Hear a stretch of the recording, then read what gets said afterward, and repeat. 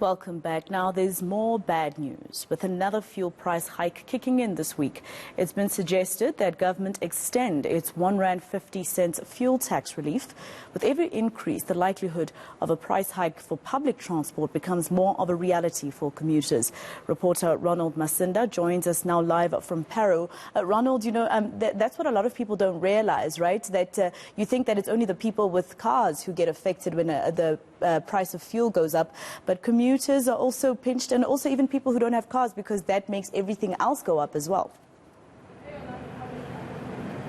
Yes, indeed, Masako. And that point was clearly made by a businessman that we spoke to in Bonteheuwel earlier this morning, who says he now has to drop a lot of his prices because the cost of living is so high. But where we are at the moment, we're in Parow at a petrol station. And I can tell you throughout the course of the day, we are expecting quite a lot of motorists to start filling up in anticipation of that price increase. We know, Masako, that a lot of people, not only just ordinary motorists, but taxi owners, they also rely heavily on petrol to function as well in terms of their own businesses. One gentleman joins me now, Tata Nkaluza Zise, usiqalele ke ngokuyintoni ingxaki yakho. Molweni tata.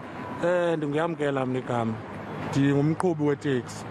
Hayi kunzima ngoku lixesha sihamba kulo ngoba le diesel inyuka ngamandla.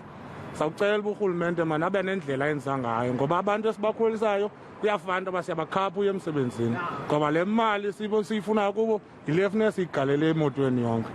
So siyacela manje, siyacela urhulumente makazame ngandlela zonke into yoba makubekho indlela eyenzekayo. Ngasichazele ngeroute oyithathayo and umuntu nganye ubhatala malini ukhwela itaxi, xa usawucinga umekuba ngiyanyusa ngoku iprice tax since kunyuka yonke. Iroute endikuyo ngeyase-LCs. Unyuko andinokuxoksela tata alixhomekekanga kum, kodwa imali abakhwela ngayo abantu usuke eKhayelitsha ubheke e-LCs yi-R20, phinde usuke eKhayelitsha ubheka e-N1 City yi-R21, which is ke ngoku ziikhilomitha ezi-over kunala R21 ezileyo. So siyabetheka kakhulu man, siyabetheka kakhulu ngoba laa mali uyilayishayo, laa load yabantu awunoya ngayo uphinde ubuye ngayo. Funeka uphinde uzame indlela into obugalele. Sesikhupha nakweziphi imali ngofor kwetimoto, kodwa befaba sikhupha kwezomsebenzi. All right, Nabulela Tata, that was Puti Yamkela painting us a picture, Maseko, of the struggles that many taxi owners now have to go through, given that the price increase is imminent. I'm going to be bringing in a transport union to tell us more. Mr. Victor Langa, we heard from one of your members there. How many people are coming with such complaints to your office? Good morning, Ronald and the team. Actually, this is a big problem.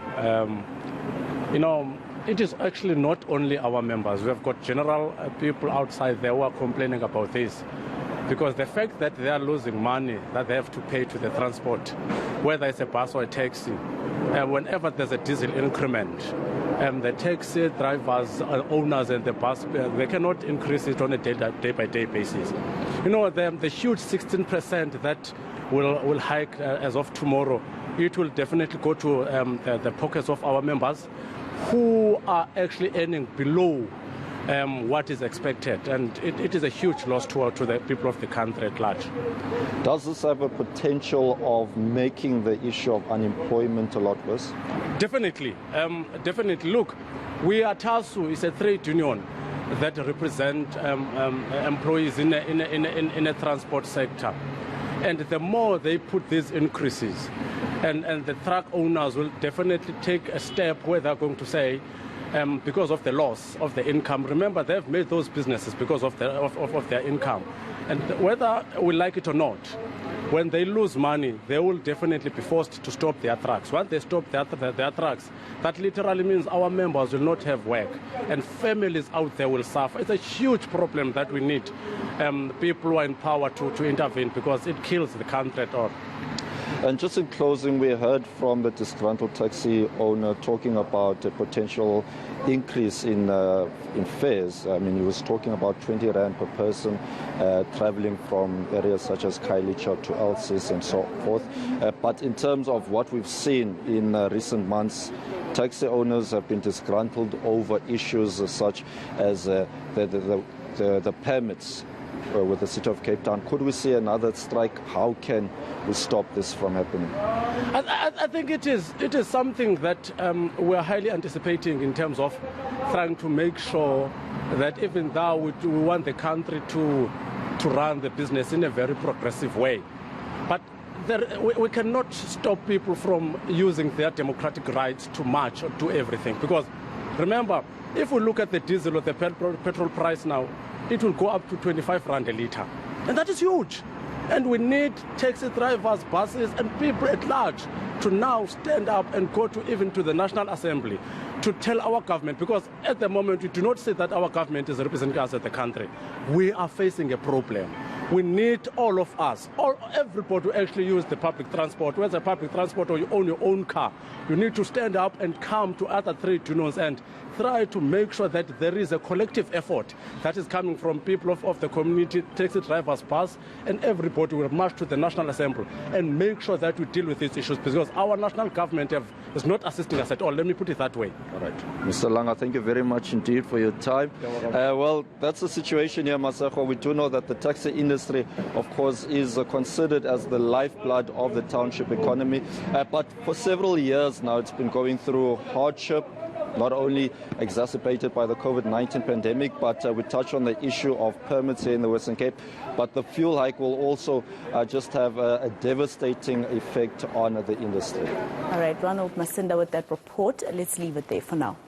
Let's continue with our focus. With the cost of living increasing, households are having to change the way they are spending. Many people have lost homes because they couldn't keep up with the rent. Others are having to find new ways to save money. Let's go to eNCA's Monique Mortlock, who is visiting households that have been impacted by this unstable economy. She joins us now live. Monique, I think the middle class is what's suffering the most, right? I don't know what the people you've been visiting are telling you in terms of how are they able to live with this cost of living rising like this? Definitely, Maseko. This morning I started in Philippi, in what one would call a disadvantaged area where there are gang shootings are rife. Many households are struggling to even make ends meet. And one resident, Tashrik Pedi, he was telling me that they are basically just living day by day and living off of child grants since he's now unemployed and his wife is unemployed. And we even followed him to the little spaza shop just down the road where he showed us what he would buy on a daily basis if he gets some money maybe from his mom or an odd job that he's done on a construction site. He'll buy made up little see-through packets of sugar, coffee, maybe 2 or 3 wheat picks, just to ensure that his kids get something to eat in the morning. And that's how they, he was saying, in Afrikaans we call it hy skarrel.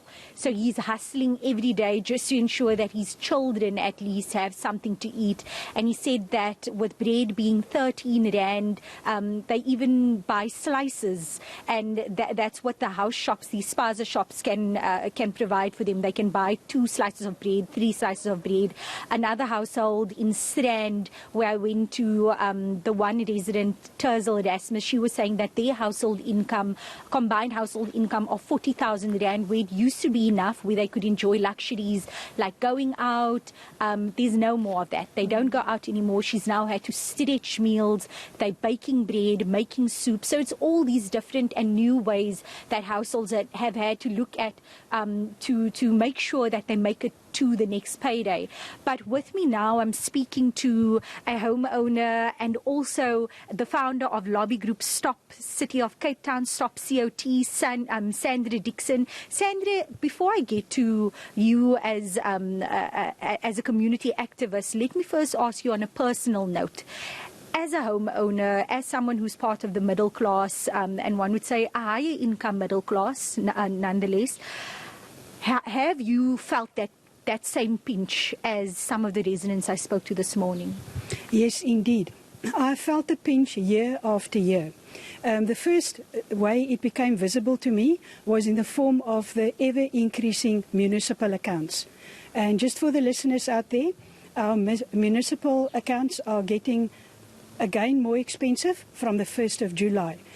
Then secondly, I do math extra classes for extra income, and I can clearly see that the people that come to me, they are getting less, and I can see they battle to pay. And for my area, I am not charging a huge amount because I'm trying to give back to society. So I can see it there in less pupils, as well as visibly difficulty from the parents to actually pay for the extra math lessons for their children. And then, of course, when I go to the shops, visibly everything is more expensive every day I go there. And I've also resorted to baking my own bread. But the main reason is that the bread that we currently get on the shelves is just not enough anymore. You can have 4 slices, 2 hours later, you're hungry again.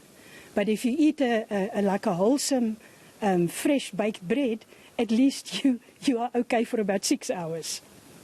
Now chat to us about, let's chat about that increase in, we expected to see fuel increase. We expected to see, as you mentioned, those tariff increases come July.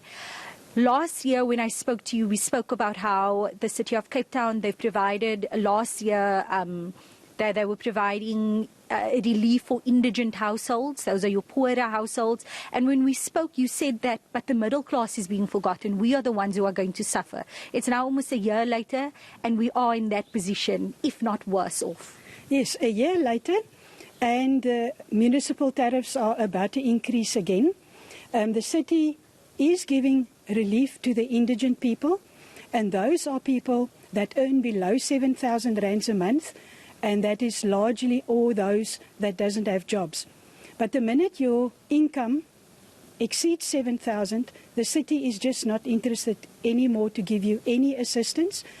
So basically, if you have a job still, you are pressured from all sides: petrol increases, inflation increases, municipal increases, electricity increases. The only thing that does not increase and keep track with it are our salaries and our basic income. Thank you very much, Sandra. We'll have to leave it there. I wish we could speak to you all day, but we've run out of time. That was Sandra Dixon from Stop COCT, that's Stop City of Cape Town, just chatting to us about her own personal experiences in trying to make sure that her income for the month stretches and lasts until the next time she gets paid. And she, just like many of the residents who we spoke today, echoing that sentiment that the cost of living is increasing year in and year out, but the income just isn't matching it. All right, Monique Mortlock, let's leave it there for now.